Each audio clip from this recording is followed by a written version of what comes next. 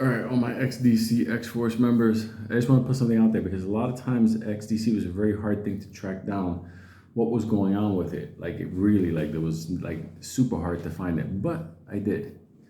So good news on XDC. Okay, XDC is spreading around. XDC is obviously a settlement tool for trades, if you would.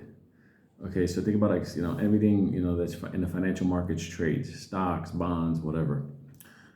The thing about it is, XDC has been expanding into countries, but the reason why it hasn't started to being used is because these countries had to change one law in their book in order to make XDC a viable solution for them. And let me explain what's going on. In many countries, if I buy, let's say I do a stock transfer, there was a paper receipt to it, and that was admissible in court. So if anybody challenged it, I'm like, no, here's the paper receipt.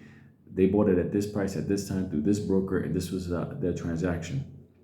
The problem was in those countries like the UK and the Middle East and stuff like that, paper was the only thing that was admissible in court as proof of a transaction, a financial transaction.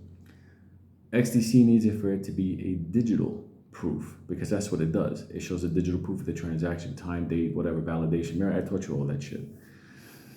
So countries have been changing the laws around that, and they've been advocating for it. So Singapore just did that. Abu Dhabi, the UAE just did that, and now the UK is going to be doing that, I think, in January.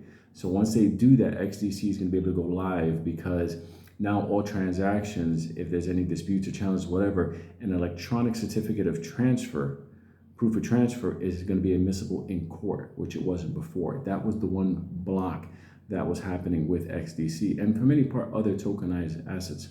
But specifically XDC, because it focuses 100% on financial transaction, proof validation, timestamp, the whole thing.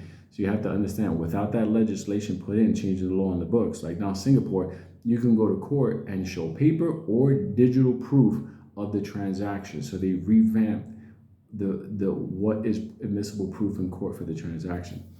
And the regulators needed that, and that's what was happening. So that's what XDC is waiting on. Is XDC going to be huge? Yes, it is. Why? Because once everybody's on the same bandwagon, that's the tool they're going to use. So hope that helps.